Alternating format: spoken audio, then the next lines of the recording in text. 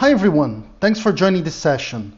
I'm Alex Cagnoni, Director of Authentication for WatchGuard, and today I'm going to talk about why companies looking into acquiring a cyber insurance policy are now being faced with multi-factor authentication requirements, and how can you be prepared to comply with that.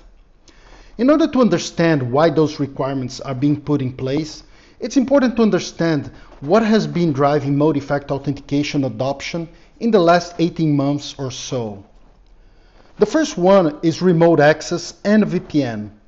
Before the pandemic, in average, maybe 10 or 20% of a company would use remote access tools. Once the pandemic came, all of a sudden, everyone was remote. And we still need to access the company's services and servers so we can do our jobs. And it is not any news that remote access requires MFA. This is one of the key places we can't miss.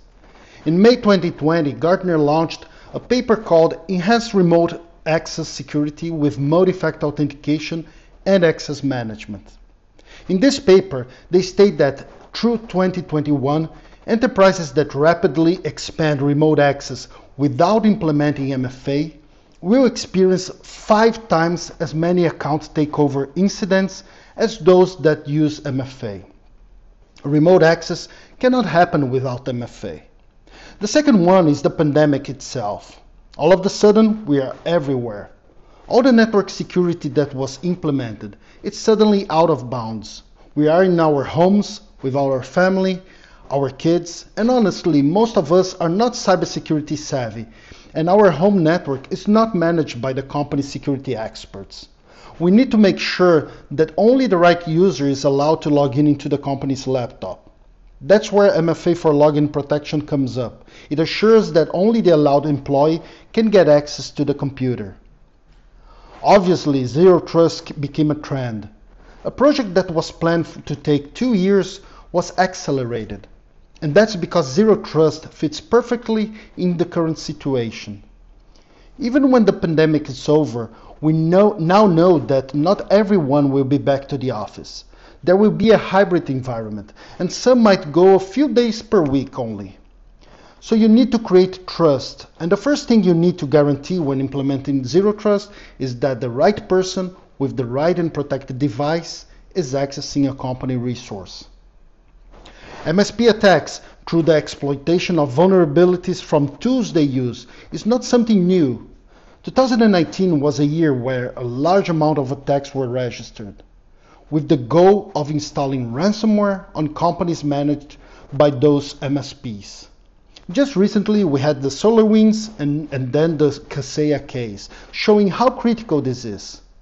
The use of MFA from MSPs in order to access managed resources became imperative.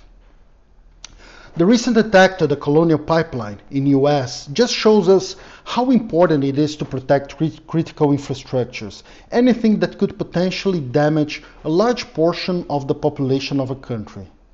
And if we look into this specific case, it all started with a credential found in the dark web that was forgotten and protected by MFA that gave the attackers the first access to the network. MSP attacks, critical infrastructure attacks, that all led to the White House executive order from May 12. It basically mandates government agencies to implement MFA to protect data at rest or in transit.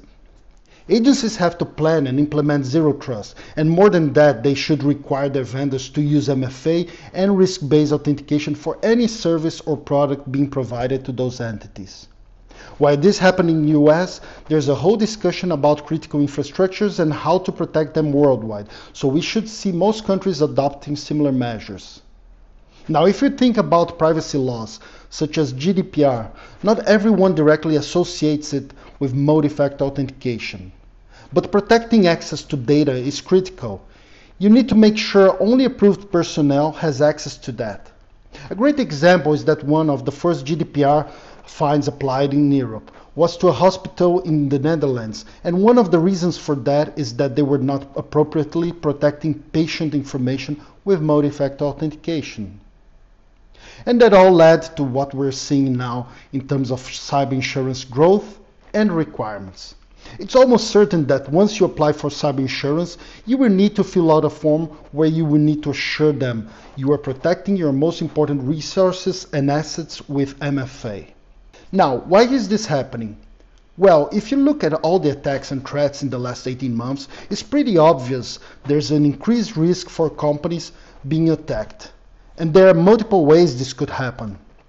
By exploiting a non-protected remote access, using a dark web stolen credential, a phishing attack, zero-day malwares. There are so many things that could happen, and insurance, it's all about managing risk. As you could see, there are so many reasons for companies to implement MFA. If you go back to Gartner's statement that companies with remote access and no MFA will have 5 times more chance to suffer an account takeover, that's it. It's 5 times more risk. And insurance companies are not going to take it. If you want to get that insurance, they want to make sure you are also pretty serious about your cybersecurity plans. And how can you be prepared when the time comes? Let's go through a checklist of things you will almost for sure have to tackle and protect with MFA. The first one is email access. Someone could ask, why email? Maybe I don't exchange sensitive information through my email. First of all, you can't be sure about that, and someone with access could impersonate you to get information. But that's not all. And a very important reason is that email is the main tool used to reset your passwords. Yeah, that's right. If I have access to your email, I can go to each application I know you use and try to reset the password. And I'll most likely be able to do that. It's the key chain to most applications. Second one, which is the most obvious, is remote access and VPNs. I doubt you will be able to get an insurance without protecting that. Make sure each and every user can only connect by using MFA with no user being left behind. Admin logins is another area where the insurance company will look into. Local and remote access to servers, log into your firewall and network devices. Most of admin and privileged access will need to be authenticated using MFA. Access to sensitive data like databases. If an attacker gets access to a database with very sensitive information like medical history or credit card information, that means some huge lawsuits. Make sure you have a well-defined policy of who has access to sensitive data and how do they get access to that. And finally, you will need to prepare an MFA attestation document. It's a document that will need a signature of an executive officer of the company, assuring that resources listed there are protected by multi-factor authentication. If something happens and they find out it wasn't protected, you will not get paid. This is a very important document, which is required by most insurance companies. While the goal of those recommendations is to help you understand the requirements and allow you to get your cyber insurance policy, those measures should be taken anyway, especially when implementing the zero trust concept. MFA will show the insurer you are well prepared against attacks using stolen or weak credentials, helping you to get your policy and hopefully a lower premium. Thanks for watching this.